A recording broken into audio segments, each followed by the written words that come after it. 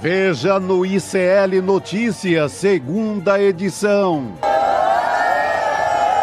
Ofensiva na comunicação. Da ministra de Estado da Saúde, Nízia Trindade. Com popularidade em baixa, Lula busca agenda positiva e, ao lado da ministra da Saúde, anuncia ampliação da vacinação contra a dengue. Pelo fim da escala 6x1. De uma maneira não escravocrata, opressora, como nós ainda entendemos. Deputada Érica Hilton protocola a PEC que busca acabar com jornada de trabalho com apenas uma folga por semana. Que nós estamos nos debruçando para que esse texto caminhe, para que ele possa percorrer aqui na casa. Ataque coordenado contra Xandão nos Estados Unidos. Depois de bloqueio do Rumble, Elon Musk retoma ataques amorais no Twitter. O ICL Notícias, o veículo mais confiável do Brasil, está no ar.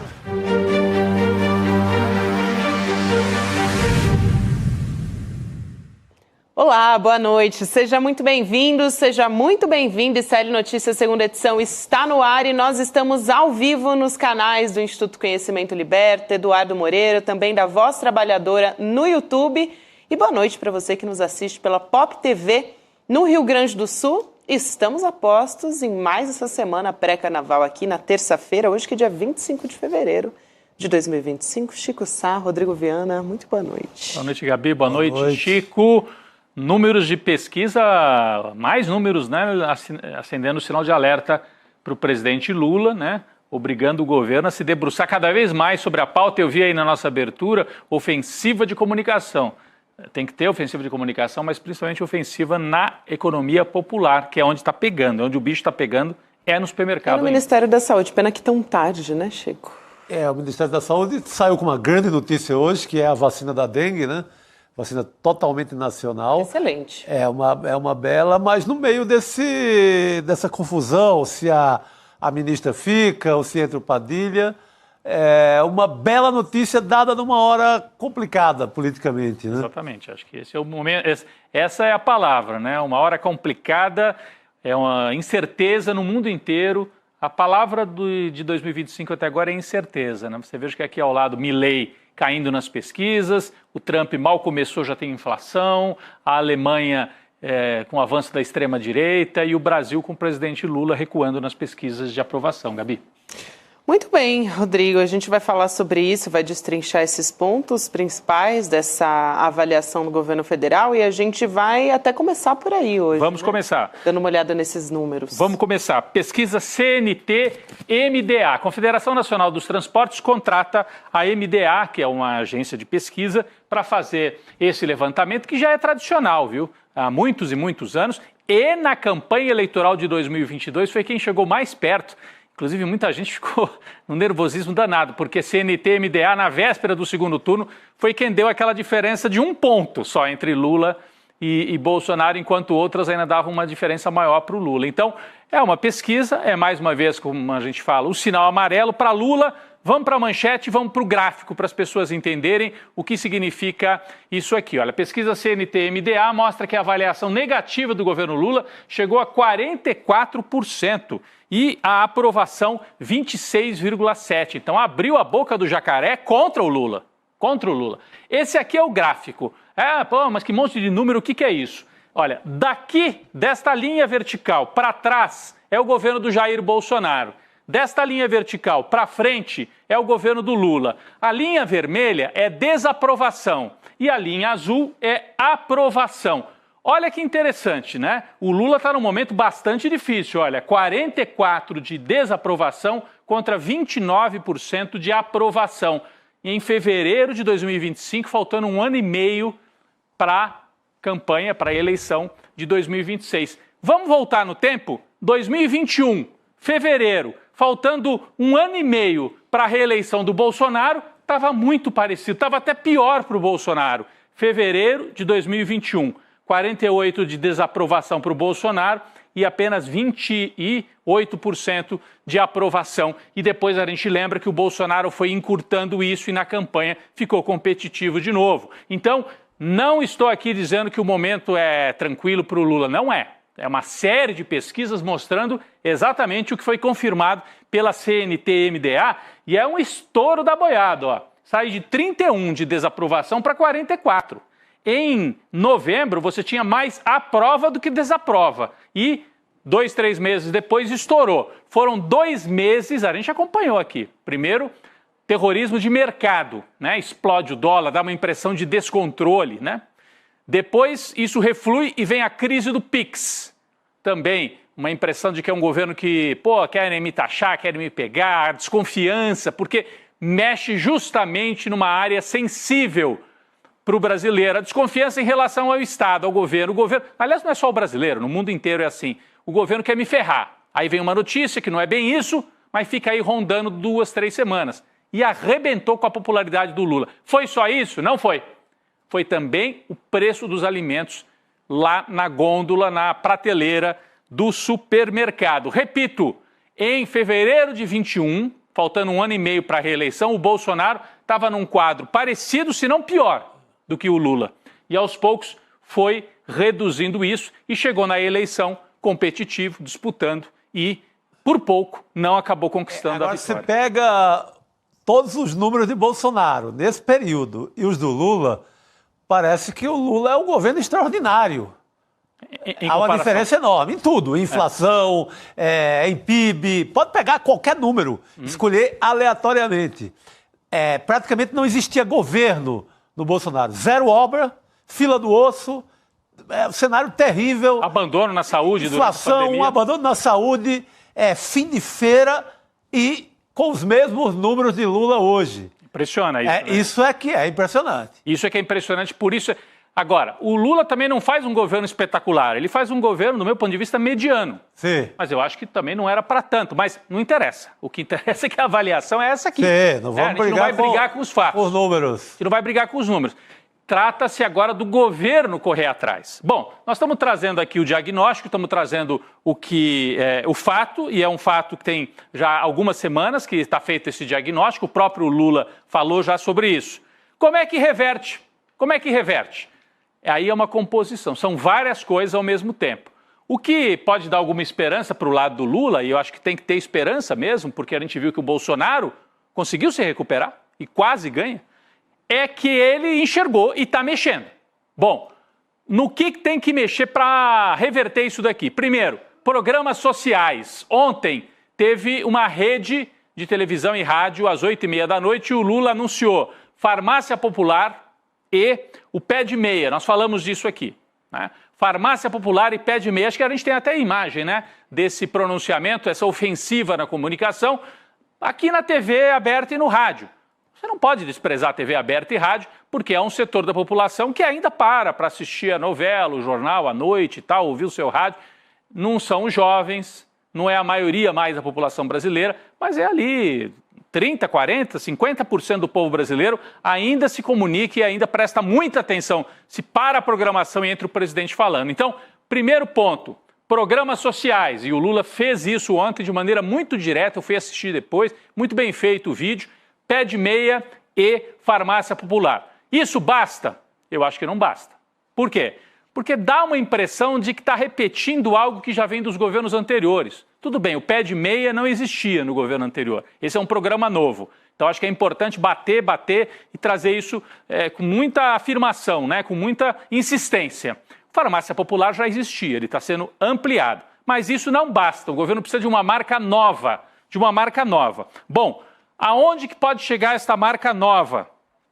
Na isenção até R$5.000. Na isenção até R$5.000. Então, programas sociais, isenção de imposto de renda até R$5.000. Como é que faz isso?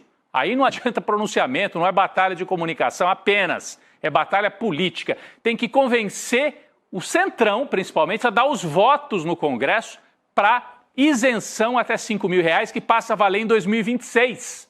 Então o povo, quando receber lá, declarar imposto de renda, pagar imposto de renda no ano da eleição, Se tiver isento até R$5.000, isso muda muita coisa.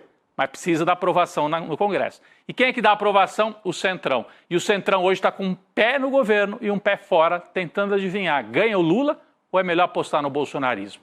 Então, o Lula em 2025 vai ter que fazer malabarismo, sangue frio e convencer o Centrão a dar esses votos para isenção até R$5.000. Ele precisa mais do que nunca disso, gente. Precisa mais do que nunca dessa isenção até R$5.000. E, mais ainda, eu diria, tudo isso tem que vir junto com redução, com segurar o preço dos alimentos no supermercado. Se não segurar o preço dos alimentos no supermercado, não se recupera para 2026. E aí qual é a aposta? O Fernando Haddad veio aqui no ICL e falou, vamos fazer a aposta na safra. Vai ser uma safra recorde de alimentos. A gente tem a imagem, né? Ele deu uma entrevista exclusiva para Débora Maganha e o Leandro Demore no ICL Notícias, primeira edição, e fez uma aposta até numa certa normalidade. Esse é um governo que aposta nisso. Não tem saída mirabolante. É também apostar na reconstrução dos estoques reguladores? Sim. Agricultura familiar? Sim. Mas de maneira mais emergencial é apostar que o próprio mercado vai fazer um ajuste, porque a safra vai ser muito grande e isso vai ajudar a segurar o preço. O Haddad disse isso aqui pra gente no ICL Notícias, primeira edição. Hoje ele participou de um evento com um banqueiro, com o pessoal do mercado financeiro em São Paulo, e fez uma avaliação, Chico, Gabi, a nossa equipe aqui chamou a atenção, a nossa equipe de edição. O Haddad disse que está todo mundo com o dedo no gatilho. Então, se a aposta do governo é economia, é normalidade, é baixar o preço porque o mercado vai baixar, porque o dólar vai se normalizar, por outro lado, o Haddad sabe que não está simples, porque o mercado está apostando contra o governo e ele usou essa expressão, todo mundo com o dedo no gatilho pronto para atirar. Nós temos aqui a manchete, né? Ele falou isso num evento do BTG. Sabe aquela cena do filme de faroeste, né? do Velho Oeste? Sim. Todo mundo entra no bar assim, com a mão na arma, pronto para atirar. Pronto para atirar. É o que está na manchete. Ó. Haddad disse que mercados estão mais tensos, com o dedo no gatilho. Qualquer motivo é motivo para atirar, para gerar uma crise, para fazer o dólar disparar. E que por isso a agenda fiscal não pode perder ritmo. De novo, um governo que aposta na normalidade, no diálogo, etc, etc, etc. Aposta na normalidade num mundo que não está muito normal, né, Chico? Zero normal. Zero. A Alemanha, 20% de votos para neonazista. O Milei, eleito e fazendo as maiores barbaridades com as criptomoedas. E hoje, Eduardo Moreira ressalta nas redes dele uma das maiores crises no mercado mundial de criptomoedas. As duas principais criptomoedas do mundo perderam bilhões de valor. Vamos depois acompanhar isso. O Edu depois pode ajudar a gente a entender melhor o significado disso tudo, né? É um mercado que vai em paralelo aos mercados oficiais dos países. É até difícil para a gente entender qual é a consequência que pode ter, mas foi uma crise, uma queda de valor, disse o Eduardo Moreira, que supera o PIB de muitos países, de mais de 100 países. Então, mostra como os mercados estão nervosos, como o mundo ocidental, porque isso, criptomoeda não abala a China, não abala a Rússia, abala o mercado ocidental em crise, Estados Unidos, Europa, e a gente pega a rebarba aqui também no Brasil. Então, vamos seguir acompanhando. Eu estava retomando então a ideia. O que o governo precisa para sair desse alerta de queda de popularidade? Programas sociais, normalização da economia, queda de preço de alimento e aprovação de isenção até R$5.000. Tem também um outro fato, não sei se todo mundo aqui que nos acompanha está acompanhando, tá de olho nisso. O empréstimo consignado para o setor privado, reduzir juros, facilitar o acesso para quem tem emprego CLT para conseguir empréstimo consignado, porque para o setor público isso já acontece, para o setor privado não. E aí é uma parceria do governo com os bancos, porque para os bancos é bom, eles vão emprestar com um juro mais baixo e com garantia, já que é consignado no próprio contra-cheque, no próprio olerite de quem faz o empréstimo. Bom, tudo isso é a aposta do governo, não tem uma aposta. É a comunicação sozinha, não. É a redução de preços de alimentos? Sozinha não, porque não adianta reduzir o preço e tomar vareio, goleada na comunicação. Também não adianta anunciar programa social se não reduzir preço de alimento. É tudo ao mesmo tempo agora. 2025, O Lula falou que era o ano da colheita, mas não sei se vai ser o ano da colheita, é o ano de reduzir danos. Reduzir danos e entrar em 2026 com chance de disputar a eleição. Depois nós vamos trazer mais números. Essa mesma pesquisa que mostra a queda de popularidade do Lula, mostra que ele está empatado. Se a disputa eleitoral fosse hoje, está ele e o Bolsonaro, acho que 2 pontos a mais para o Bolsonaro. Ele e o Tarcísio, 1 ponto a mais para o Lula em relação ao Tarcísio. País dividido ao meio. Mesmo uma parte dos que desaprovam o Lula, preferem votar nele contra o Bolsonaro. Mas o cenário vai se tornando perigoso, perigoso, perigoso. Só não é mais complicado ainda para o Lula, Chico, Gabi, porque eu sempre falo aqui, está desarrumado do lado de lá. Bolsonaro inelegível. E Bolsonaro prestes a ser julgado no Supremo Tribunal Federal. Daqui a um mês, talvez, ele vire réu no Supremo Tribunal Federal. E aí eu queria trazer aqui um segundo assunto rapidinho, que é esse timing do julgamento do Bolsonaro, que vai andar em paralelo com as ações do governo para retomar a popularidade. O Cacai, que é nosso colunista aqui, tem dito que acredita que o Bolsonaro seja condenado até setembro. Eu já vi outros colunistas falando, setembro é um pouco de otimismo, talvez novembro, dezembro. Mas vamos dizer, fim de 2025, Bolsonaro e os generais condenados. Eles vão presos? Não, porque falta recurso. Tem embargos de declaração, eles vão tentar recorrer para o plenário, vão dizer que a primeira turma julgou, mas tem que ir para o plenário. Isso tudo leva mais uns 2, 3, 4 meses. A previsão mais realista é que até o fim do primeiro semestre o Bolsonaro não estará preso, de 2026. Significa que o Tarcísio de Freitas vai ter que decidir antes. Ele sai do governo de São Paulo ou não sai para concorrer?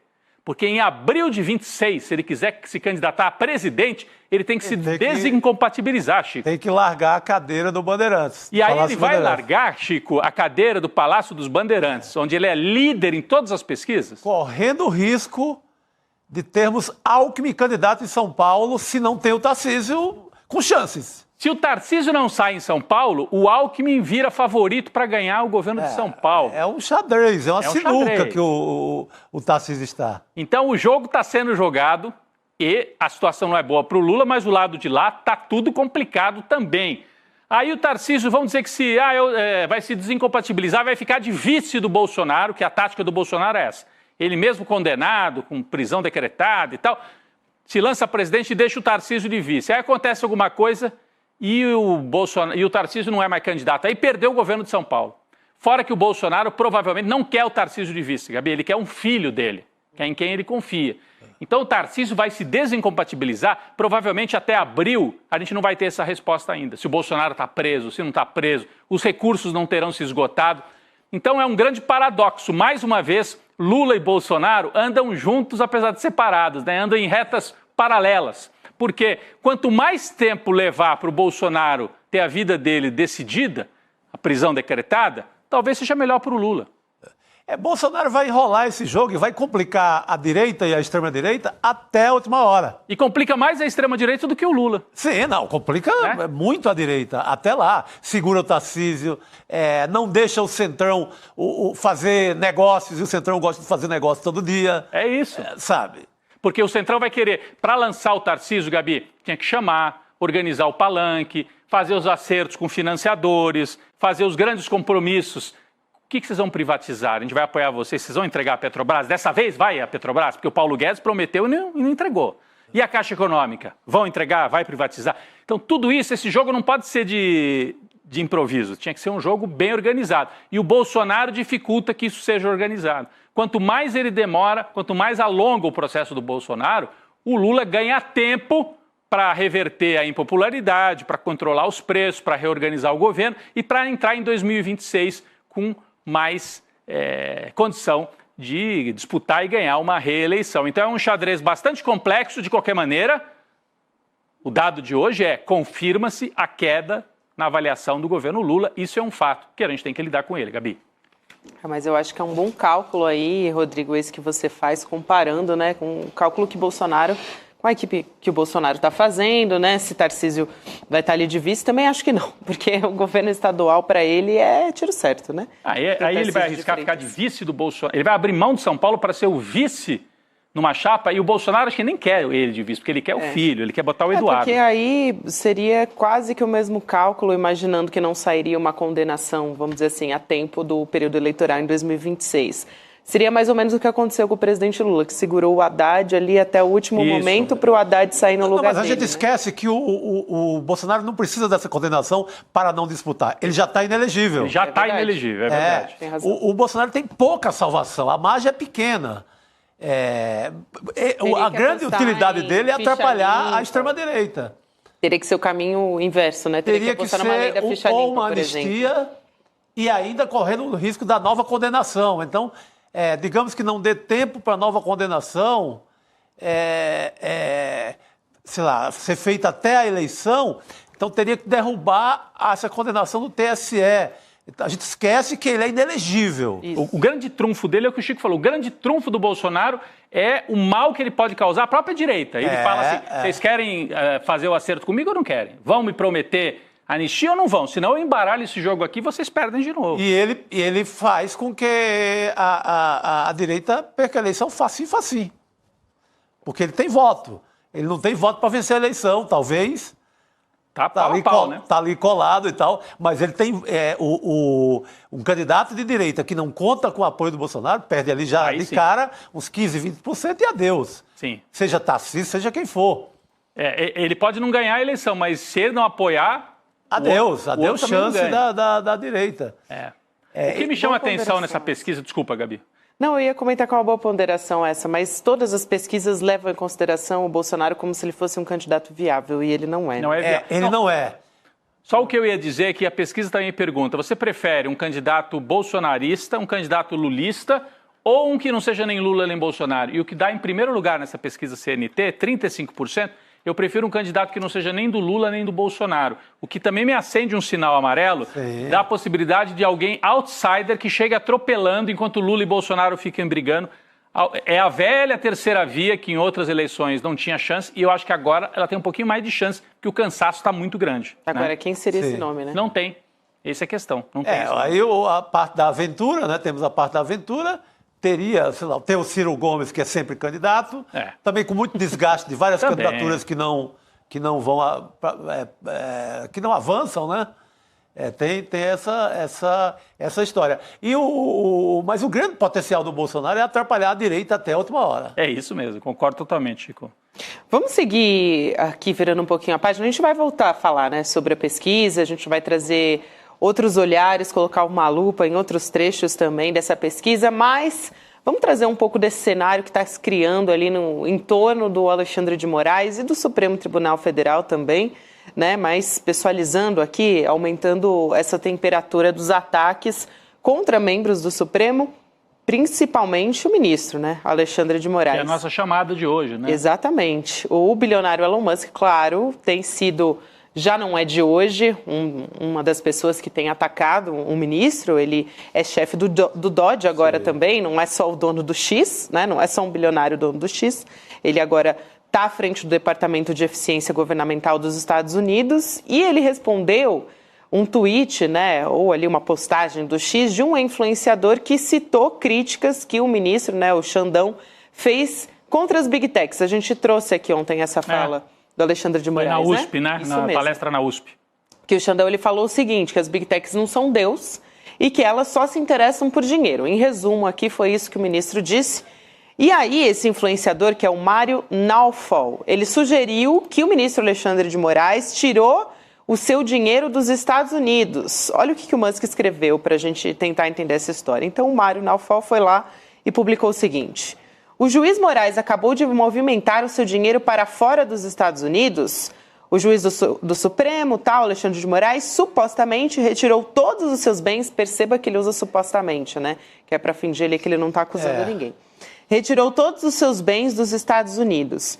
Com processos judiciais aumentando sobre sua repressão às plataformas de tecnologia e decisões pró-censura, Moraes agora enfrenta o Elon Musk. Ele está, né, dando... Ele está citando, colocando o link ali de uma postagem do próprio Elon Musk. O Elon Musk pega essa postagem, ele retuita, né? E coloca: parece que ele está tentando esconder os seus bens, ambos sem apresentar nenhuma prova, fazendo essa postagem. E hoje também, aqui para dar o contexto da história toda, a Justiça dos Estados Unidos rejeitou uma liminar da Rumble e da Trump Media, que fizeram ali, né, processaram o Xandão conjuntamente. Então, foi rejeitada essa história.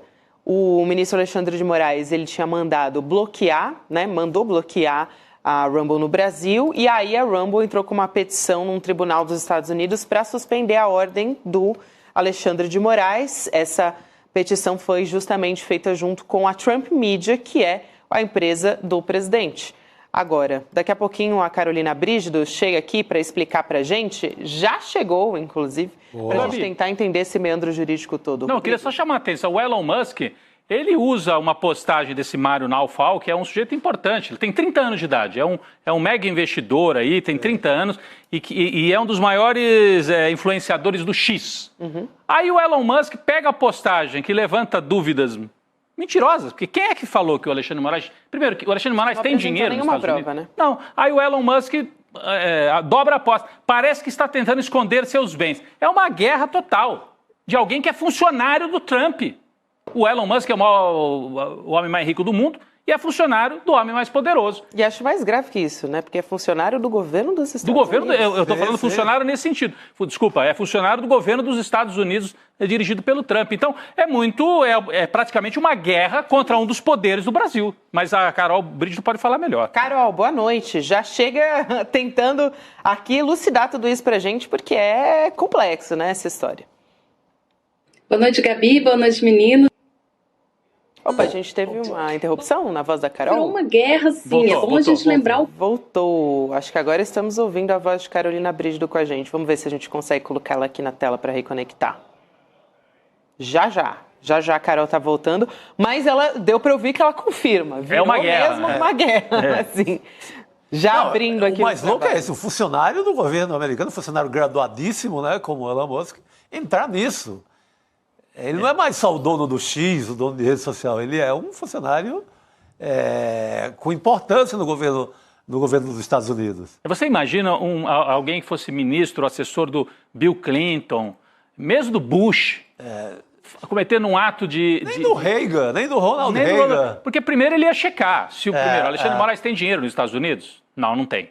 E se tem, retirou o dinheiro? Não retirou. Então eu não vou, como um funcionário dos Estados Unidos, fazer uma postagem mentirosa, lastreada em dados falsos. O Elon Musk está nem aí, ele vive de divulgar coisas falsas. Não precisa estar lastreado em verdade para eles. É publicar e pronto. É publicar assim, basta parecer que poderia ser verdade. Talvez fosse. Como disse uma vez um amigo meu de direita, num desses grupos de Zap, quando eu apontei, ele fez uma postagem que era mentirosa. Eu falei, isso aí que você está postando não é verdade, olha aqui. Eu falei, mas podia ser. Essa é a lógica deles. Essa é a lógica. O Alexandre de Moraes está sendo atacado, então se ele tivesse dinheiro, ele devia estar retirando agora, não é? Aí o Elon Musk espalha e virou verdade, Gabi. Agora vira principalmente uma guerra entre os Estados Unidos e o governo brasileiro. Isso é grave, né? A Carol voltou aqui para conversar com a gente. Agora, ela vai poder explicar melhor como é que isso também está sendo visto dentro do Supremo Tribunal Federal, né? Se é um ataque ali personalizado contra o ministro Alexandre de Moraes ou se o Supremo, né, os ministros do Supremo estão enxergando como algo coletivo. Gente, desculpa, eu fui falando, engatei a primeira, falei, quando eu vi... O sinal tinha sumido. Não sei até quando eu falei. Quase mas nada. É bom a gente... Só boa noite, Carol. Boa noite, ficamos valeu. só com o seu boa noite. Tá bom, então, de todo modo, a gente tem que prestar atenção no pano de fundo dessa briga. Nessa semana, o ministro Alexandre de Moraes impôs uma multa milionária ao X que pertence ao Elon Musk. E, ao mesmo tempo, retirou o Rumble do ar. Por quê? Pelo mesmo motivo que no ano passado tinha tirado também o X do ar. Porque o Rumble não cumpre decisão judicial, não cumpre decisão do STF. Quando o Supremo Tribunal Federal, no caso o ministro Alexandre de Moraes, que é o relator daquele inquérito das fake news, pede dados de contas ou pedem para algumas contas serem retiradas do ar porque estão infringindo algum tipo de legislação brasileira, as plataformas têm a obrigação de retirar do ar. É isso que diz a legislação brasileira, o Marco Civil da Internet. quando um juiz manda uma plataforma retirar um determinado conteúdo do ar, não tem discussão. A plataforma precisa retirar. Se não faz isso e depois vem dizer que é um caso de liberdade de expressão, isso não pode ser aceitado pela justiça brasileira. Então, essa briga virou é como se fosse uma resposta a essas decisões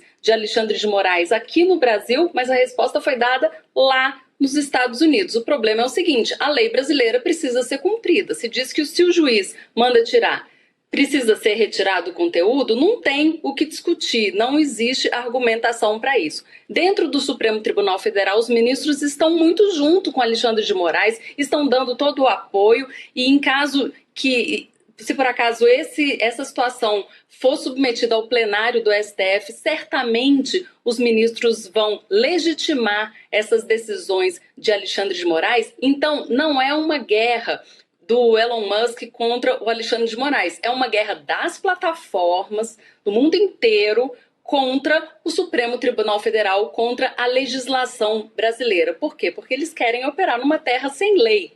E, infelizmente para eles, e felizmente para a gente, ainda existem juízes e legislação no país sobre esse tema para poder disciplinar essa bagunça que virou esse território de internet aqui no Brasil, gente.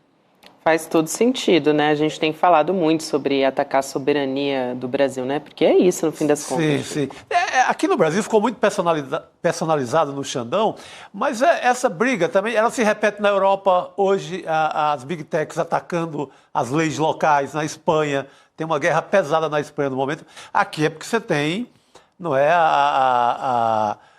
o alvo maior é o Alexandre de Moraes. Virou uma guerra política por conta da extrema-direita levar isso para os Estados Unidos e pautar isso lá. Volta-se contra o Alexandre de Moraes. Mas as Big Techs estão nessa mesma temperatura no mundo inteiro hoje. A Austrália também teve questões. O Canadá teve que ser forte. Porque os caras não querem obedecer em lugar nenhum.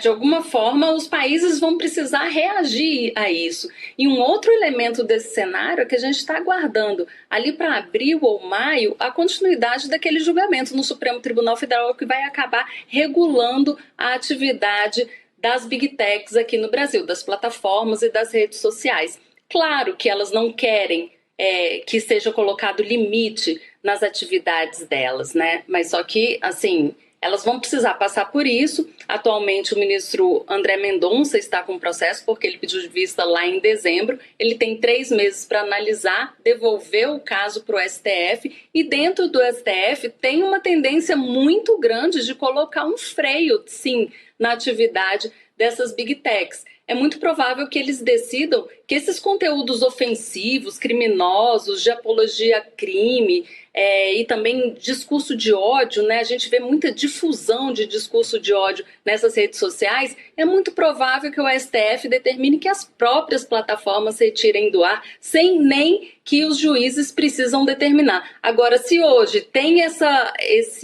dificuldade, né, de cumprimento por parte das plataformas, quando tem decisão judicial, imagina se determinar que precisa tirar sem a decisão judicial. Aí sim vai ser um cabo de guerra, gente. Gente, eu queria só dar uma pausa aqui, a gente está falando e vamos voltar a essa história, né, dessa guerra contra o Supremo Tribunal Federal, para trazer uma informação de última hora diretamente do Palácio do Planalto. Heloísa Vilela acabou de confirmar, o presidente Lula demitiu de fato a ministra da Saúde, Nízia Trindade. A gente estava esperando, né, essa confirmação, existia um burburinho já há bastante tempo e que se tornou mais forte nas últimas semanas. Ela vai ser substituída pelo Alexandre Padilha, que vai deixar a Secretaria de Relações Institucionais e, então, se abrir um caminho para começar a reforma ministerial. Daqui a pouco a Elo Vilela traz esses detalhes para a gente, mas a gente já sabe que o presidente Lula se reuniu com a ministra, né, agora ex-ministra da Saúde, Nízia Trindade, durante toda essa tarde e comunicou aos interlocutores, a todo mundo ali no Planalto, que ele realizou essa mudança. O Padilha, ele já foi ministro da Saúde no passado, né? No governo da Dilma Rousseff. Plantou o programa Mais Médicos, né? Foi. Então, daqui a pouquinho a gente vai trazer mais detalhes a respeito disso. Achei importante a gente trazer essa informação aqui importante que acabou de sair, confirmado por Heloísa Vilela, que daqui a pouquinho traz aqui para a gente mais informações. Bom, dito isso, vamos voltar a falar dos ataques contra o ministro Alexandre de Moraes.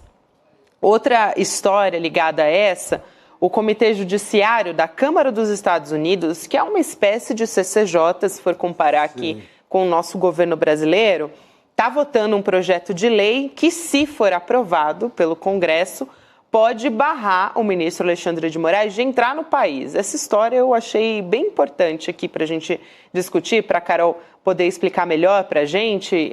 Olha que ponto, né, que se chegou a essa história.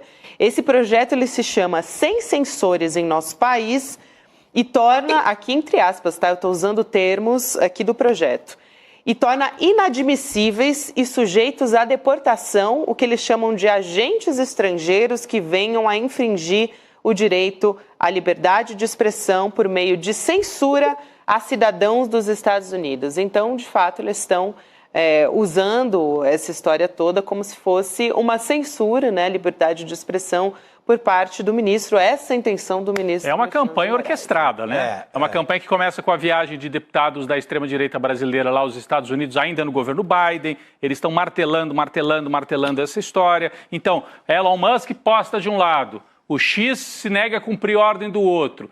Como é que chama? Rumble lá? Rumble também se nega a prestar, a cumprir as ordens do Supremo. E aí vem os deputados, em geral republicanos, da extrema-direita dos Estados Unidos, e vão aprovar uma lei que pode impedir o Alexandre de Moraes de entrar nos Estados Unidos, de passear como turista, de levar a família dele para lá. Eu não sei, Chico, se aí você tem dois lobistas grandes lá dessa lei, que é o Eduardo Bolsonaro, que deixou de ser parlamentar pelo Estado de São Paulo, Estado pelo qual nunca aprovou nada que preste, nada, zero. Ele não é parlamentar de São Paulo, é parlamentar agora de Miami, né? Ou do Texas. E ele e o Paulo Figueiredo, o neto do ditador João Batista de Figueiredo, que está na lista de pode virar réu também junto com o Bolsonaro, que está na lista da Procuradoria-Geral da República, por ter tentado intimidar generais, coronéis, a turma do Exército que estava contra o golpe. Então esse foi o papel dele aqui no golpe e agora ele está lá fazendo esse papel sujo. Agora é na comissão que precisa depois de 218 votos, etc. Tem muito chão ainda, mas é um começo no pacote do ataque. E eu acho que eu nunca vi, Carolina pode falar sobre isso, mas assim, os países, democracias ocidentais, eu não me lembro de alguma autoridade de países democráticos do Ocidente que tenham sofrido esse tipo de retaliação que os trumpistas estão ameaçando tomar contra um ministro que representa um dos 3 poderes do Brasil. Então é um ataque contra o Brasil, no meu entendimento, né? Mas a Carolina pode analisar melhor o significado desse ataque e até como é que o Judiciário, que o Supremo pode reagir a isso, né? Olha, é complicado, porque aí sai da esfera jurídica brasileira e vai para a esfera de relações bilaterais do Brasil com os Estados Unidos, porque afinal de contas o Alexandre de Moraes ele está sendo banido não por um ato dele como pessoa física, mas sim como um integrante do judiciário, do sistema de justiça, é uma voz do Estado brasileiro. O judiciário é uma parte importante do Estado brasileiro. Então, atacar um ministro do Supremo é uma forma de atacar também o Estado brasileiro. Talvez fosse o caso, não sei, do Itamaraty entrar nessa briga e tentar resolver esse conflito de uma forma diplomática e que perpassa, já passa muito além da esfera judicial. Claro que tem muito chão ainda para isso acontecer, é pouco provável, quer dizer, pouco provável não, né? A gente está vendo ali um Congresso majoritariamente republicano e trumpista nos Estados Unidos, mas assim, se essa história for adiante, vai demorar ainda, tem muito chão pela frente. E claro que parece, pelo menos soa, como vocês bem disseram no estúdio, como uma retaliação ao comportamento de Alexandre de Moraes. Comportamento, no caso, de um juiz que é o relator de uma investigação que atinge o ex-presidente Jair Bolsonaro, que, por sua vez, quer ser um aliado de Trump, está sempre fazendo essa movimentação para chegar perto do presidente americano. Agora, é importante a gente se lembrar de uma frase que ficou célebre do próprio Alexandre de Moraes nas eleições de 22. Liberdade de expressão não é liberdade de agressão. Então, as redes sociais, elas, claro, elas difundem ideias, elas difundem todo o pensamento, elas conectam pessoas, mas também elas são uma arma importante para a disseminação de discurso de ódio e de prática criminosa. E é claro que o judiciário responsável de um país precisa colocar limites nesse tipo de comportamento. Se esse limite é visto como censura, isso não tem nada a ver com a legislação brasileira, pelo menos. O judiciário brasileiro precisa, de alguma forma, policiar o que acontece dentro do território brasileiro. Trump manda nos Estados Unidos. Até onde eu sei, ainda não manda nas leis brasileiras. Pois é, e somado a isso também, a gente teve aquela história, né, do plano de assassinar não só o ministro Alexandre de Moraes, também o presidente Lula e o vice, Geraldo Alckmin, que faz parte do plano de golpe de Estado. Hoje, o repórter da CNN, Jonas Maia, ele informou que existe um áudio, um agente da PF, o Valdemir Soares, em que ele relata que, aí abre aspas, eles estavam com Moraes na mira para atirar e que seria um tiro fatal. Esse diálogo aconteceu no dia 15 de dezembro de 2022, de acordo com essa reportagem, fazia parte do contexto do plano para matar Lula, né, Xandão e Alckmin, como eu disse, e que envolvia os Kids Pretos, né, as forças especiais do Exército. Esse áudio, inclusive, foi confirmado de manhã pela Juliana Dalpiva, né? A apuração dela também confirmou com fontes de que ele realmente, de fato, existe. É que a gente ainda não ouviu esse áudio, né? Ele não está na lista dos áudios já liberados ou que a gente conseguiu trazer aqui, né? Os jornalistas, eu digo a gente, os jornalistas dos vários meios de comunicação brasileiros. Pela reportagem, o que dá a entender é que o repórter ouviu, o áudio existe, está lá, mas não teve acesso à publicação do áudio. Talvez por algum cuidado, algum zelo jurídico de parte de quem mostrou ao repórter. Só antes de passar para a Carolina, que conhece bem esses bastidores e pode também trazer uma avaliação melhor, o dia 15 de dezembro foi aquele dia em que a turma do Punhal Verde e Amarelo e do grupo Copa 2022, lembram? A gente estava na Copa do Catar e os militares criaram um grupo no Telegram chamado Copa 22 para articular aqueles militares que foram para campo. Eu digo campo, foram ali na quadra onde o Alexandre de Moraes tem residência em Brasília. É um ensaio, né? Foi um ensaio para prender, se necessário até eliminar o ministro Alexandre de Moraes se viesse a ordem, que parece que ela não veio. Então, essa frase está no contexto desse dia, do cerco ao Alexandre de Moraes, que chegou a ser preparado. Carolina Brígido, a gente não ouviu esse áudio ainda, mas foi relatado por um colega jornalista da CNN. Queria a sua avaliação sobre isso. Olha, tem muitas partes ainda dessas investigações que estão sob sigilo, né? O sigilo está caindo aos poucos por decisão do ministro Alexandre de Moraes. Se está em sigilo ainda é porque deve ter alguma parte sensível ou deve ser importante para a investigação que continue sob sigilo. Agora, é impressionante, né? São muitas camadas, assim, de absurdo que a gente vê. Quanto mais a gente mexe nessa investigação, mais a gente vê como a democracia brasileira esteve, sim, sob ameaça em 2022 e depois ali na tentativa de golpe de 8 de janeiro de 23. Essa investigação, ela me parece que ela é bastante robusta, né? As provas que a Procuradoria-Geral da República se embasou para apresentar essa denúncia, elas são bastante contundentes. E é bom a gente lembrar que nesse momento o que está sendo analisado é se a denúncia vai ser recebida ou não pelo STF. Para uma denúncia ser recebida, precisa ter um conjunto probatório mínimo que autorize o STF a dar a autorização, né, para essa investigação continuar já em outro patamar, né, já querendo, já para provar, né, porque a Procuradoria-Geral da República vai precisar provar todos esses elementos e todos esses indícios que ela trouxe nessa denúncia. Então, me parece bastante improvável que essa denúncia seja rejeitada na primeira turma do STF, e essas provas estão vindo à tona agora, não é à toa, né? A opinião pública já está bastante mobilizada em relação a isso, e é claro que a opinião pública, que a voz das ruas, né, como se fala, e também o movimento da imprensa, ele influencia bastante nos julgamentos do STF. Então o cenário está bastante propício politicamente e também na mídia e juridicamente para que essa denúncia seja recebida pela primeira turma do STF.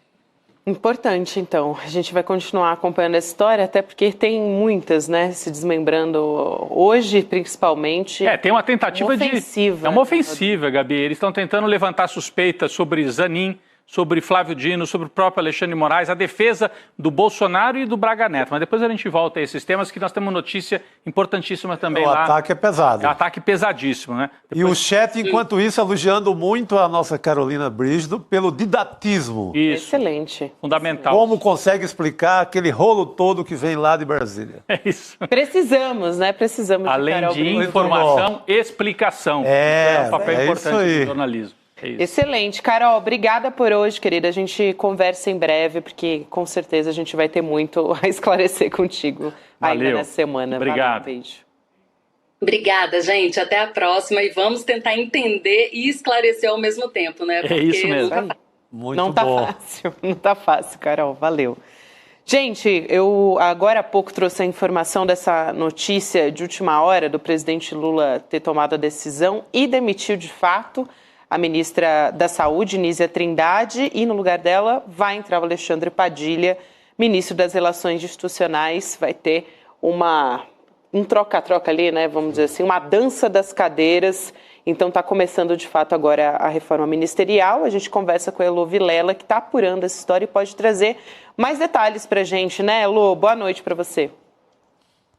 Boa noite, pessoal. Pois é, olha que dia, viu, intenso, porque a ministra teve uma agenda enorme no Palácio do Planalto, foi embora e voltou de tarde para uma reunião com o presidente Lula, que, segundo eu soube, foi pedida por ela mesma, porque ela queria saber, afinal de contas, para onde eu vou, o que acontece. E aí, no fim da reunião, o que a gente soube foi isso, que o presidente Lula bateu o martelo, decidiu realmente agradecer e dizer a ela muito obrigada e demitiu a Nízia, né? Afastou a Nízia e trouxe para o lugar dela o ministro Alexandre Padilha, que hoje ocupa a Secretaria de Relações Institucionais, que até o momento está vaga. Até o momento não existe um nome certo, fechado, para a Secretaria de Relações Institucionais. Então essa primeira mudança já está definida, falta agora o anúncio oficial, né? Porque o que vocês estão vendo hoje aí foi o evento da manhã,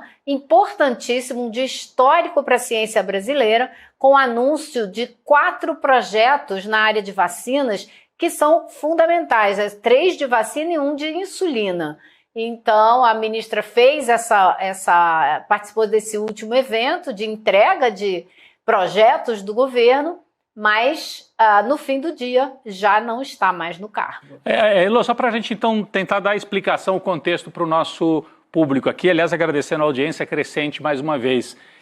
O motivo, né? O governo entende o quê? Que a Nízia falhou em algum ponto específico, que a ministra Nízia agora é demissionária, né, demitida, ou que não conseguiu atuar com uma marca mais forte. A gente lembrava, o Padilha, quando foi ministro no governo anterior, da Dilma, inclusive, criou Mais Médicos, que virou uma marca. Inclusive, era um dos programas mais detestados pela extrema-direita e mais aplaudidos pela base lulista. Foi uma soma disso tudo? O que você pode trazer para a gente de avaliação do motivo dessa troca e o que esperar do Padilha nessa vaga agora? Olha, Rodrigo, eu acho que essencialmente é a capacidade de comunicar os projetos do governo, as entregas, as realizações. E eu queria com isso ressaltar que não vai aqui uma crítica ao desempenho da ministra Nízia como gestora da saúde.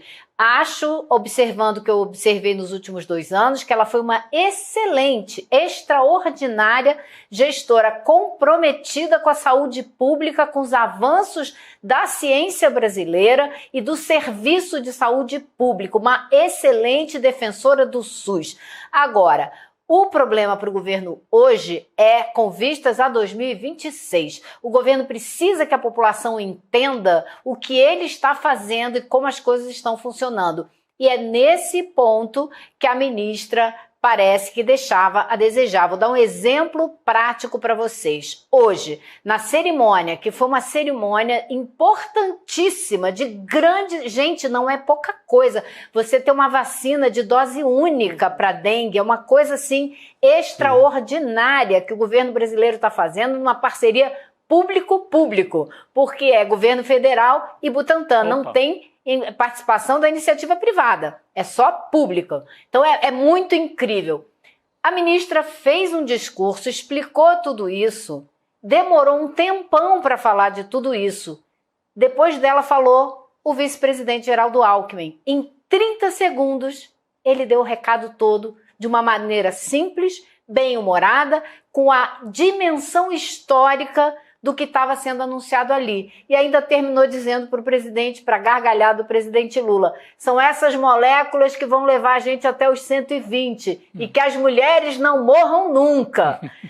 Sabe, assim, mas falando da história da medicina, quais foram os grandes avanços da história da medicina desde 4 séculos antes de Cristo?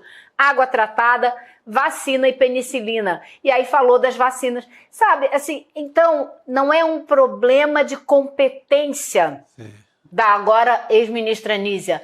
É um problema de perfil, de maneira de se comunicar. Que ela não tem esse perfil, ela é uma pessoa técnica, séria, comprometida com o trabalho dela, que faz pesquisa, mas que não tem essa facilidade pro diálogo, pra propaganda do governo, que é o governo precisa agora de muita propaganda para reverter exatamente o que a gente está vendo aí. Um governo que está fazendo várias coisas, que está fazendo um esforço enorme com várias coisas e que tem a popularidade em queda. Isso precisa ser revertido se a gente não quiser ser governado pela extrema-direita em 2026. É isso, gente. Sim. Não é assim, nada mais do que isso.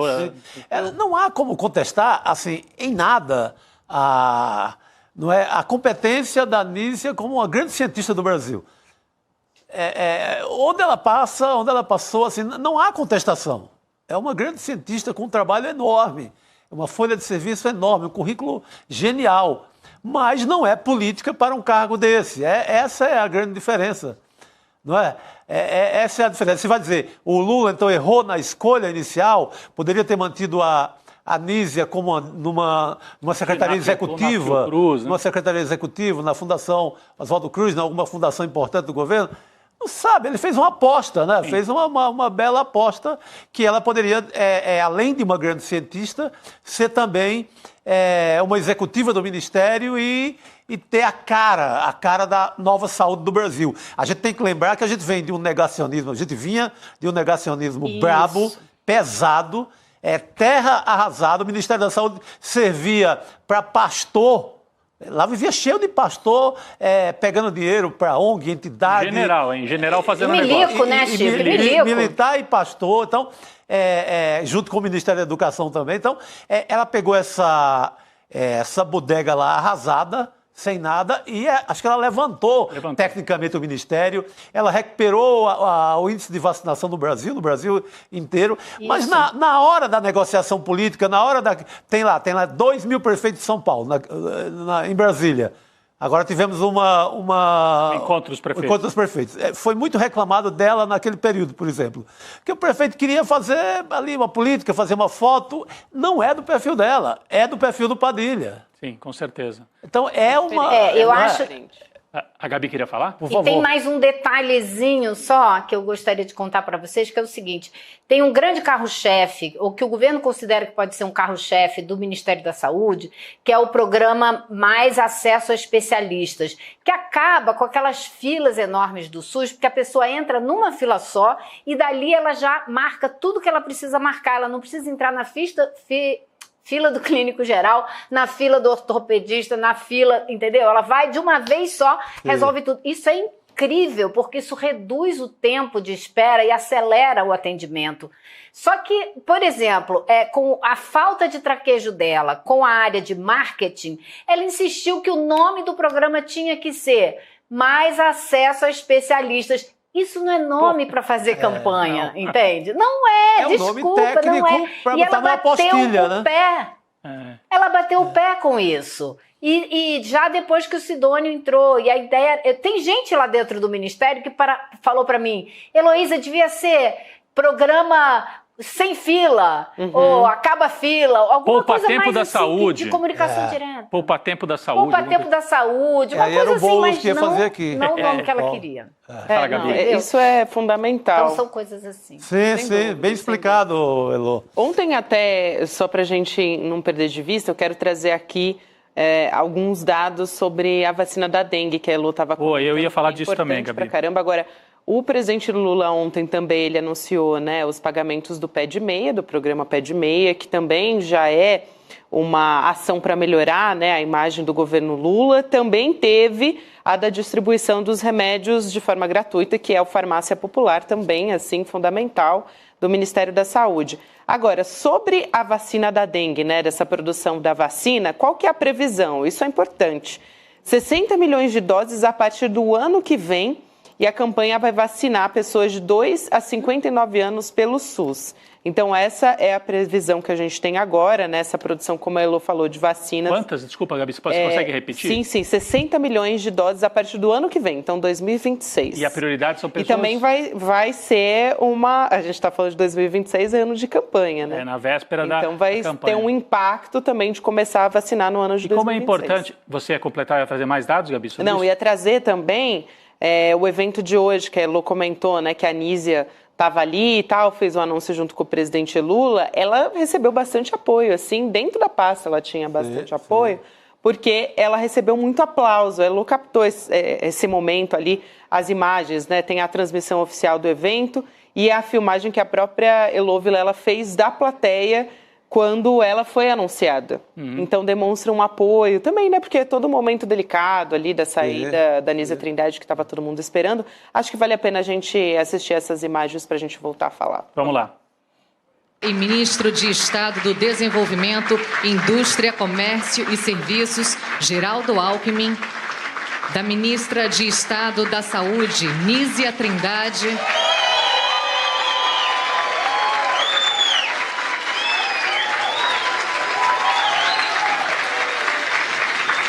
Da ministra de Estado. Aí, né? Dá para ver que tem os gritos, né? Ficam aplausos mais intensos. Eu só queria ressaltar, além dos números que a Gabi trouxe, é uma pena, né? Que vai ser mais falada a troca de ministro do que o dia em que o Brasil anuncia a vacina para a dengue, que é algo fundamental, espetacular, e que vem de um laboratório público e de uma parceria do governo federal com o Butantan. Vamos lembrar, Chico, que o Instituto Butantan, um pouquinho antes da pandemia, o João Dória ia privatizar, tinha colocado na lista do que ele queria entregar, acabar, né? O Butantan não serve para nada, é coisa antiga. Rapaz, aí não conseguiu, os técnicos resistiram, veio a pandemia e o Dória aí teve um papel até bom, ele resistiu. São Paulo vacinou primeiro. São Paulo vacinou primeiro e aí, o Butantan foi fundamental na vacina da Covid, para obrigar até o governo federal a andar e comprar mais rápido fora a vacina da Covid, e agora para a vacina da dengue. Então, a importância dos laboratórios públicos brasileiros é fundamental, é algo que talvez nenhum outro país do mundo ia gastar tanto dinheiro, tantos técnicos, tanto conhecimento acumulado para uma vacina que é fundamental no Brasil, talvez não seja em outros países. Então, a gente tem um laboratório que se debruça sobre isso. Né? Epidemia de dengue. Olha, enfim. Rodrigo... E hoje são mais de 100 países no mundo que têm um problema sério com a dengue. Então isso é muito importante, sim. O Uruguai pediu ajuda ao Brasil para lidar com o problema da dengue. E outra coisa, eu falo isso, assim, dessa mudança no Ministério com a convicção de que o governo está preocupado com uma coisa importante, porque a gente não pode deixar a extrema-direita vencer em 2026. Dito isto... Eu falo da saída da Nízia com uma dorzinha no coração também, porque o trabalho que ela fez, hoje ela falou, o neoliberalismo tentou acabar com o nosso sistema de saúde, acabar com os nossos projetos de pesquisa, e a gente teve que reconstruir tudo, e a gente está chegando lá, e isso é muito importante. Então ela tem um compromisso muito sério com tudo que eu acho que a gente aqui acredita para o setor de saúde. Ela fez um trabalho de reconstrução seríssimo, e ela falou assim, se não fossem esses caras terem destruído tudo, a gente teria produção de vacina hoje na escala da China e da Índia. Veja bem o que é isso, o atraso que foi o governo Temer e o governo Bolsonaro, onde que eles jogaram a gente onde a gente poderia estar. Então ela faz parte do trabalho que botou o Brasil de volta nesse trilho. E eu acho que na hora que ela está deixando o ministério, para a tristeza de muita gente, pelas palmas que vocês viram hoje, e outras manifestações que estão acontecendo pelo Brasil afora, na Fiocruz, exatamente, eu acho que o que ela fez tem que ser dito, tem que ser lembrado. Acho fundamental essa sua fala, Elô. Ela resgatou a nossa esperança, né? É aquilo que o Chico falou.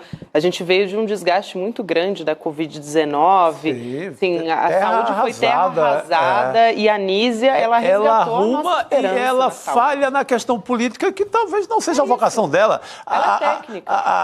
Ela contribui muito mais. Sabe, Chico? É de marketing. É questão de marketing, não é nem política, exatamente. Mas ela é tão importante como cientista, né, e deixou a contribuição dela. E é uma mudança política. Entra Imagina a Anísia preocupada com a ciência, como fez onde ela passou, está recebendo o prefeito. Ela não é daquele jogo, daquele varejão político, que é necessário. A eleição vai chegar logo aí. Sim. O Padilha é um bom médico, é um bom técnico, é um bom profissional de saúde e dá para fazer essa parte aí do rame-rame da política, que é necessário. É isso aí que o Padilha deve fazer a partir de agora. Elô, você estava falando sobre a ascensão da extrema-direita, né, e não deixar a extrema-direita voltar. Tem uma pauta que eu acho que é muito importante, né, para os progressistas, enfim, para toda a população brasileira, na verdade, né? Que é acabar com a escala 6x1. Foi protocolada a PEC hoje, que é acabar com essa jornada de trabalho. E a deputada Érica Hilton está à frente disso, ela é uma das autoras da proposta. E ela falou que ela pretende se encontrar com o presidente da Câmara, Hugo Mota, para discutir essa proposta depois do Carnaval. Então, tá logo aí, né? E a gente tem um vídeo aqui da Érica Hilton explicando o porquê de o texto não ter sido apresentado antes. Porque essa proposta, a gente está falando dela há algum tempo. Então, vamos assistir e a gente volta a falar. Vamos lá. Muitas pessoas perguntaram por que o texto não tinha sido protocolado antes.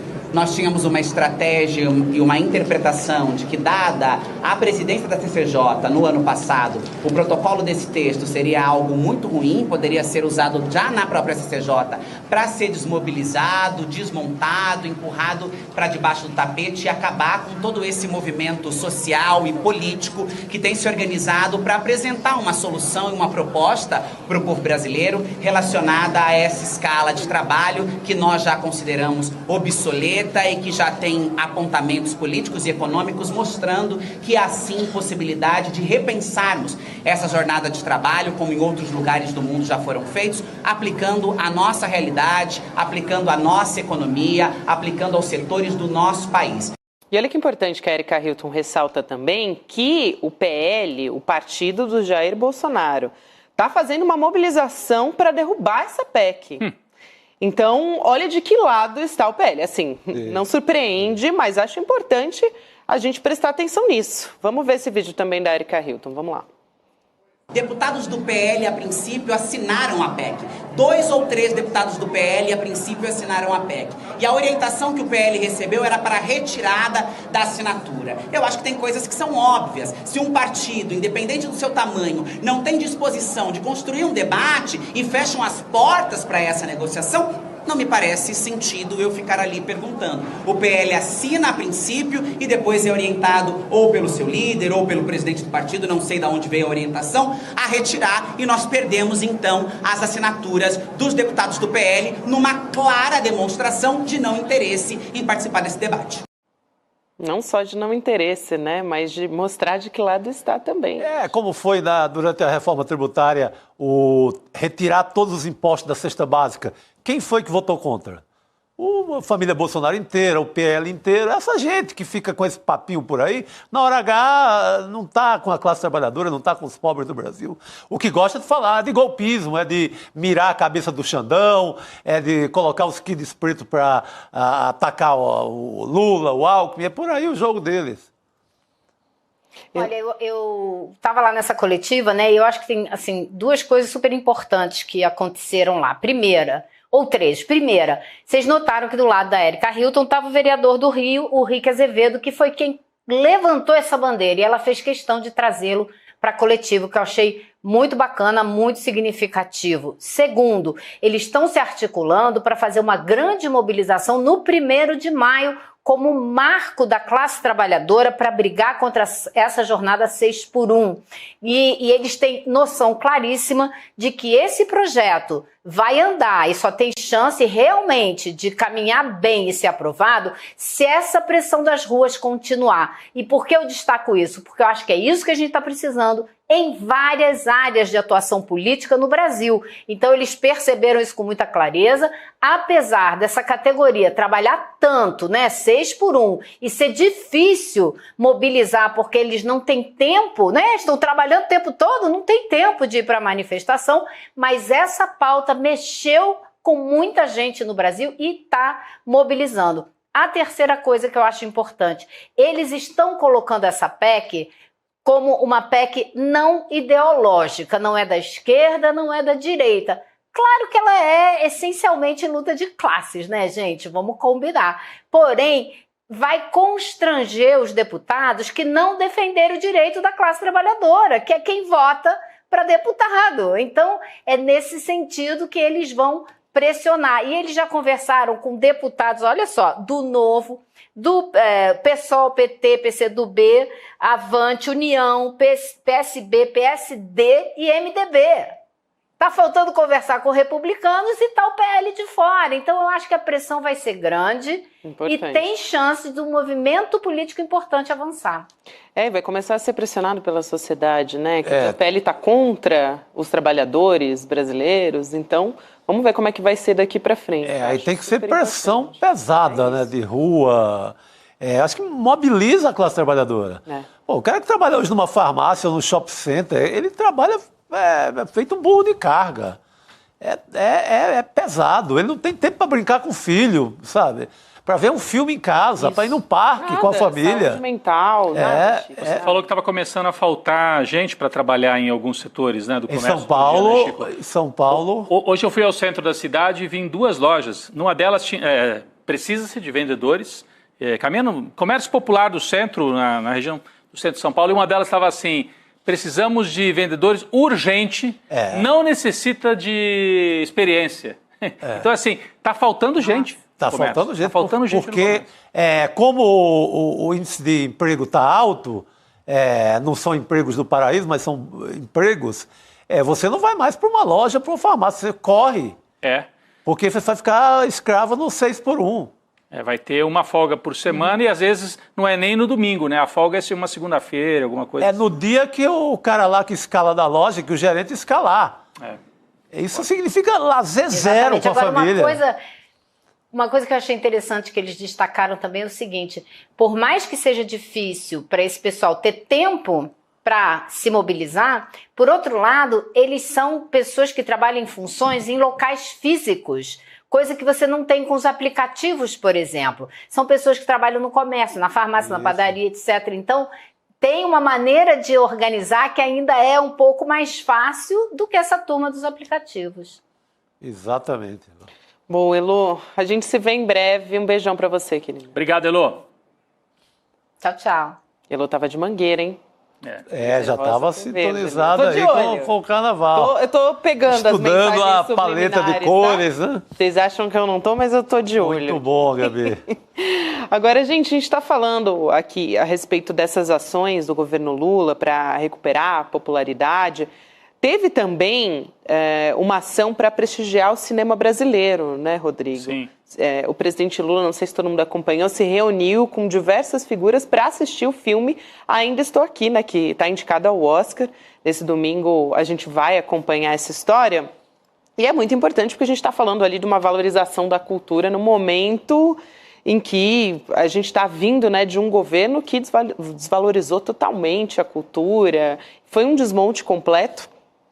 A gente teve ali para assistir, além dos netos do ex-deputado Rubens Paiva, que foi perseguido e assassinado na ditadura, o Juca e o Chico, né, os netos, Estava presente também o vice-presidente, o Geraldo Alckmin, ministros do governo também, os presidentes da Câmara, olha só, Hugo Mota, e do Senado, Davi Alcolumbre. Olha que sinalização interessante essa, estratégia política também. Sim. E ele postou uma foto no X aí com esse pessoal todo reunido na Alvorada, a gente está vendo aí na tela, e o presidente Lula disse o seguinte: finalmente assisti Ainda Estou Aqui, o filme que é orgulho nacional. Recebi os netos da Eunice e do Rubens Paiva, o Juca e o Chico, além de ministros, presidente da Câmara, presidente do Senado e autoridades para essa sessão especial no Alvorada. Momento de lembrar a importância da nossa democracia e a defesa constante da nossa Constituição. Ainda estamos aqui. Então, uma ação importante. Aí, você né? falou, é importante pelo lado de valorizar a cultura nacional, de retomar esse momento de valorização. O presidente Lula, sempre que pode, fala da cultura. Outro dia ele deu os parabéns para outro filme brasileiro que foi premiado também. O Infinito Azul. Que é um filme pernambucano, né? Um filme pernambucano. E agora, além da questão da cultura, o debate com o que nós estamos vivendo agora.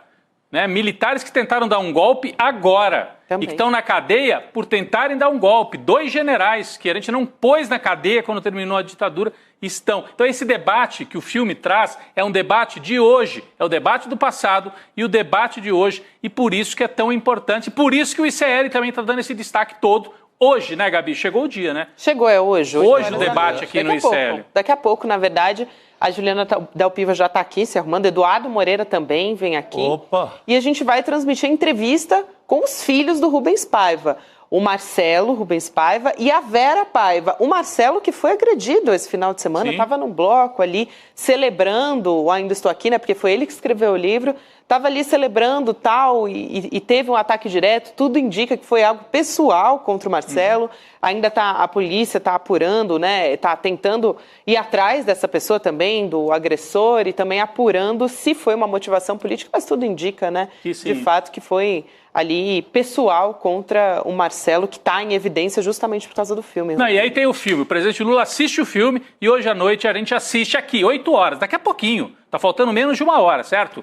Você assiste aqui essa entrevista com os filhos do Rubens Paiva, você entra e tem o QR Code na tela, você tá vendo aí, né? Você pega o seu celular, aponta para o QR Code e vai abrir um formulário muito simples, você põe o seu nome e o e-mail. Se você põe o seu e-mail. Se preferir, não sei mexer QR Code, põe icln2.com.br, icln2.com.br, e você já vai ser direcionado para assistir essa entrevista e o debate, né? Porque é importante fazer agora, né, Rodrigo? Agora. Porque daqui a pouco. Então tem que fazer agora. Se você está assistindo a gente agora, Chico, faz agora, e aí você vai assistir a entrevista que é gravada e também a conversa, o debate, Juliana Dalpiva e o Eduardo Moreira ao vivo aqui. É muito simples, é só um e-mail. É só para garantir sua vaga ali, seu lugar nesse cinema que vai acontecer logo mais, né? E a entrevista também, exclusiva, quer dizer, detalhes ali dessa história da família. É um complemento, né? É dar uma amplidão a tudo que você viu no filme. Você vai saber que não houve punição, você vai saber que houve tortura, você vai saber que o Brasil não passou isso a limpo ainda. Então é uma bela oportunidade. É isso, é histórico. Vamos assistir um trecho dessa entrevista também para as pessoas terem ideia do que vão acompanhar aqui? Vamos lá. Quando eu estava fazendo a pesquisa para o meu livro, uma coisa que me chamou muita atenção foi o tempo que durou a mentira do Exército sobre ele ter fugido. Aquela mentira que foi o começo do luto dela. Ela começou a enterrar o marido ali, porque não fazia o menor sentido aquela mentira. Absurdo aquela mentira, de que ele teria sido resgatado pelos seus companheiros da VPR. O ex-presidente da República chegou a dizer que ele foi assassinado por elementos da VPR porque ele tinha dito demais na tortura. Quer dizer, mais uma humilhação de que o Bolsonaro é capaz de fazer a história brasileira. Né? Mais um tiro no nosso coração. Mas todo mundo ele sacou, porque todo mundo sabia o método do Exército de fazer coisas clandestinas, como o desaparecimento político. Ela estava falando ali na abertura, né, na pesquisa para o meu livro, tal, porque ela está lançando o livro também, então é importante a gente dizer, o crime sem castigo. Não, e eu chamo a atenção para esse trecho que o Marcelo Rubens Paiva conta aí no fim. Ele fala que o Bolsonaro ajudou a espalhar esta mentira de que o Rubens Paiva foi assassinado numa ação dos próprios guerrilheiros de esquerda. Sendo que o Rubens Paiva não era guerrilheiro, hein? Ele era um ex-deputado e não tinha nada a ver com a guerrilha, mas mesmo que fosse. Enfim, era uma mentira e o Bolsonaro espalhou esta mentira. Isso aparece no filme, Chico. Tá Quando a Eunice, a viúva, lê isso, tentaram resgatar. Ela percebe, estão armando uma história para justificar o desaparecimento dele. Ali ela percebe. Isso aparece no filme, mas o Marcelo conta mais detalhes sobre isso na entrevista exclusiva do ICL, Chico. Não, bela oportunidade. Tem que lembrar que um dos acusados da morte, desaparecimento e tortura ao deputado Rubens Paiva teve uma visita essa semana do movimento Levante Já, cobrando exatamente que isso seja punido um dia. É isso. Então, icln2.com.br para receber o link para você assistir daqui a pouquinho, 8 horas da noite. Não vacila, porque agora é a última chance mesmo, daqui a pouquinho a gente já vai transmitir, então tem que garantir a vaga, é coisa assim de 2 segundos, icln2.com.br, ou então pega no QR Code e já garante a sua vaga para acompanhar daqui a pouquinho. E a gente segue aqui com o nosso noticiário, que hoje está fervendo, né? Agora a gente teve a Anísia demitida, daqui a pouquinho o Guilherme Amado também vem trazendo mais bastidores a respeito dessa história para a gente, sobre reforma ministerial, quais são as mudanças que vêm a partir de agora. Aliás, ele já está entre nós, Amado, já vou começar dando boa noite, perguntando quem que vai para as relações institucionais. Pergunta fácil. Né? Boa noite. Boa noite, Gabi, boa noite, Rodrigo, boa noite, Chico, boa noite, comunidade. Olha, no Palácio do Planalto eu acho que também não se tem essa resposta não, pelo menos não fora da cabeça do Lula, porque na SRI ninguém sabe ainda, perguntei também a outras pessoas do Palácio, ninguém tem essa resposta. Tem possibilidades, né? Possibilidade do José Guimarães, como a gente já falou aqui outro dia, que é o líder do governo na Câmara e iria com o ativo de ter uma boa relação com o Centrão. Foi falado também já o nome do Jacques Wagner, senador. Foi falado o nome do Alexandre Silveira, que está nas Minas de Energia, e é uma pessoa que iria também com esse ativo de ser uma pessoa do Centrão. E foi falado, hoje eu ouvi até o nome da Gleisi Hoffmann, que seria uma grande novidade, até pelo fato, uma grande surpresa, até pelo fato de ser uma pessoa que não tem tão boa relação com o Centrão. Então seria uma surpresa, mas o fato é que não tem resposta ainda, né? Não tem nenhuma definição. Vamos ver se hoje ainda vem essa informação, mas se não, acho que até o fim da semana fatalmente virá. E quais são as outras peças ainda na reforma ministerial, rapidinho, que podem ser mexidas? Saúde era um dos cargos mais importantes aí para mexer. Casa Civil, ninguém está falando, né? Existiu, né, também, a mexer, teve uma época que se falava muito ali, a saúde era imexível. Não, mas que era imexível. Mas foi imexível, né? A sorte é que não foi para o Centrão. Era isso que eu ia dizer. Glória a Deus, como diz o outro. Não, porque podia ir para o Arthur Lira, chegou a reivindicar a saúde durante um tempo. Mas quais são as outras funções, outros ministérios que podem ser mexidos aí proximamente, Guilherme? Rodrigo, tem ainda aí na lista Ciência e Tecnologia, Ministério das Mulheres, né? A Luciana Santos deixaria Ciência e Tecnologia, iria para o Ministério das Mulheres. Falam na Tabata Amaral para Ciência e Tecnologia. E ainda tem as duas dúvidas, né? Se Rodrigo Pacheco e Arthur Lira se tornam ministros ou não. Falaram no Rodrigo Pacheco para o Ministério da Justiça, mas também já falaram para Ciência e Tecnologia. E o Arthur Lira falaram no nome dele para o Ministério da Agricultura, mas foram nomes que deixaram de ser comentados, né, nas últimas semanas. E tem a Gleisi Hoffmann, que até outro dia era tida como certa na Secretaria-Geral, e agora, hoje eu ouvi essa história, né, de que talvez ela fosse para a SRI, o que seria uma grande novidade. Surpresa, até certo ponto. Eu acho que, assim, não seria um bom negócio para o governo. Se quer negociar com o Centrão, botar a Gleisi é uma ótima líder partidária, é uma ótima dirigente, mas para conversar com adversários, é melhor que seja alguém como o Zé Guimarães, tem habilidade, o próprio Silveira tem habilidade, tem ligação com o Centrão. O Wagner, o Jacques Wagner também, né? Mas a Gleisi não teria o perfil, seria uma surpresa e eu creio que um erro político do Lula, ela nessa função.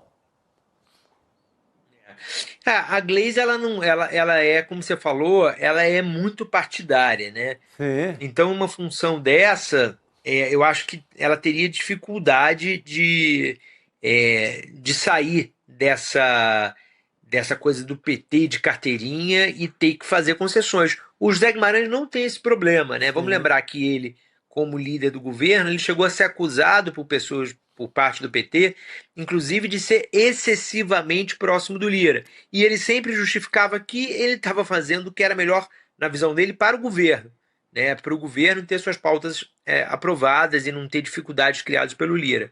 Então, talvez um perfil como o dele fosse melhor para uma função dessa, que essencialmente a missão central ali de quem está na cadeira da SRI é conseguir fazer o Centrão votar com o governo, nos temas do governo, né?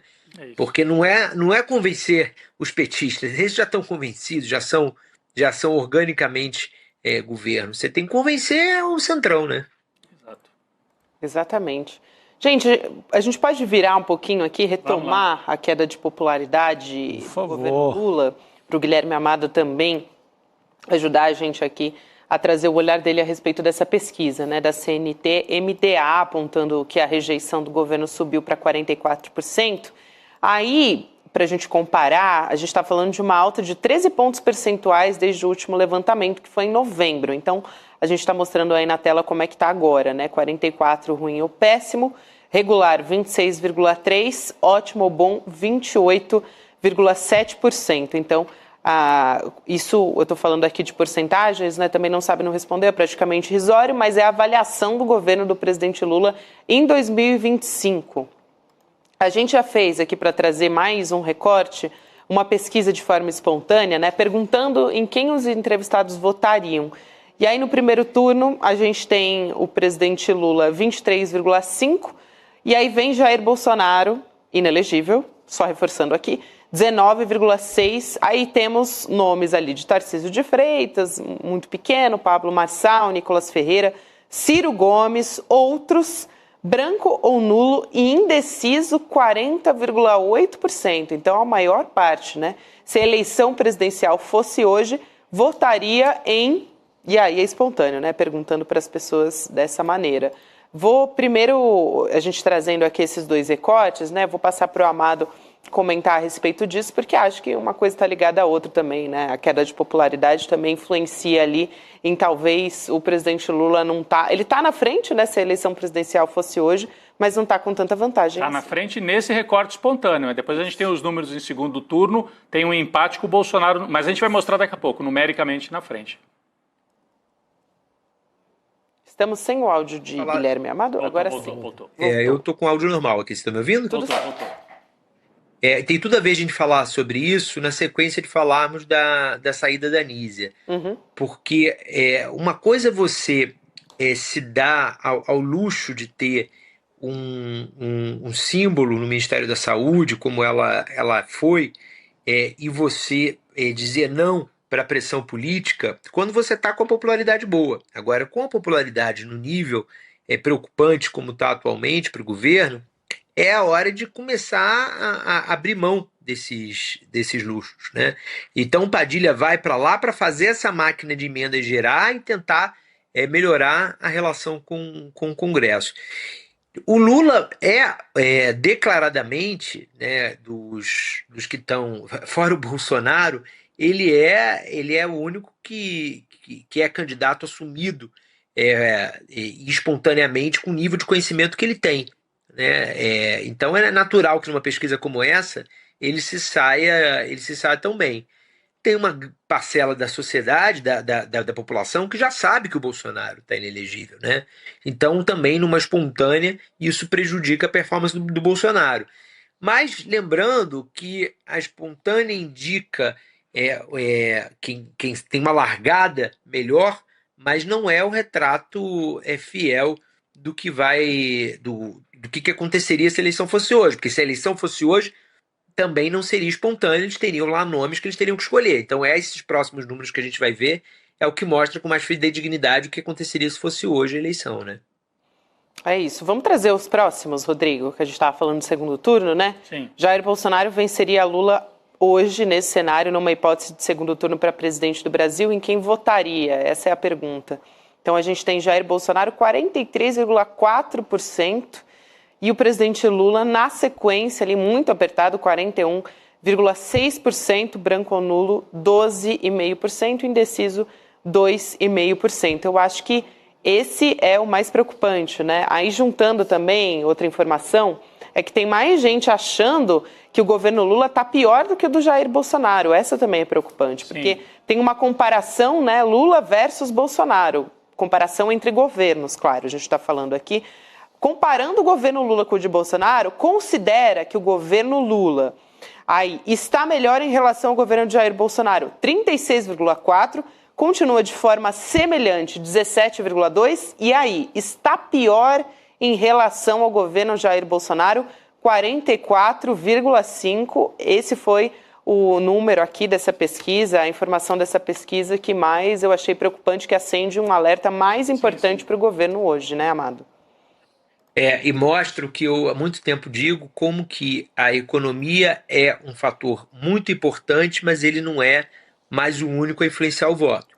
Quer dizer, hoje você não tem a situação econômica ruim do jeito que estava.